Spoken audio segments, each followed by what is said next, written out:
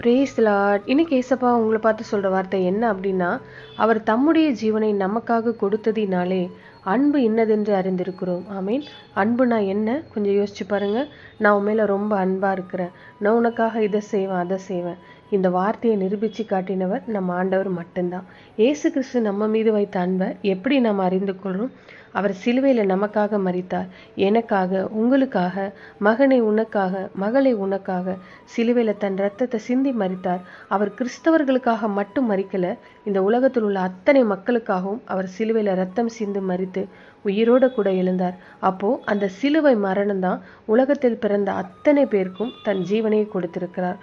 அந்த கொடூரமான நரகத்தின் அக்னியிலிருந்து நம்மளை காப்பாற்ற. ஏன்னா பாவம் நம்மளை நரகத்துக்கு கொண்டு போயிடும். அந்த நரகத்தின் அக்னியிலேருந்து என் பிள்ளைகளை காப்பாற்றணும், அவங்க பாவம் மன்னிக்கப்படணுமே, அதுக்காக ரத்தம் சிந்தப்படணுமே, பரிகாரம் செய்யப்பட வேண்டும் என்று முழு உலகத்தின் பாவத்திற்காக சிலுவையில் தன்னையே அவர் பலியாக கொடுத்தார். எவ்வளவு அன்பு நம்ம மேலே அவர் வைத்திருக்கிறார் பார்த்தீங்களா?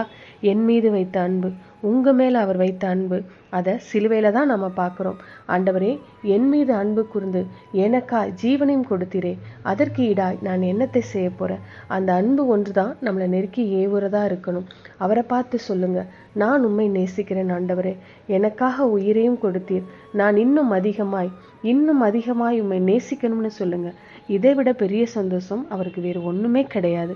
ஆண்டவரே, எங்கள் நல்ல தகப்பனே, எங்கள் மீது உமக்கு எவ்வளவு அன்பு ஆண்டவரே. என் மீது வைத்த அன்பின் நிமித்தமாய் உம்முடைய ஜீவனே எங்களுக்காக கொடுத்தீரே, என் பாவ சாபங்களை எல்லாம் சுமந்து முடித்தீரே, உம்முடைய இரத்தத்தினால் தேவனுடைய பிள்ளை என்கிற பாக்கியத்தை தந்தீரே, அதற்காக உம்மை ஸ்தோத்திரிக்கிறேன். நான் இன்னும் அதிகமாய் உம்மை நேசிக்கணும். அப்படிப்பட்ட இருதயத்தை எனக்கு தாங்கப்பா, இயேசுவின் நாமத்தில் பிதாவே, ஆமீன். God bless you.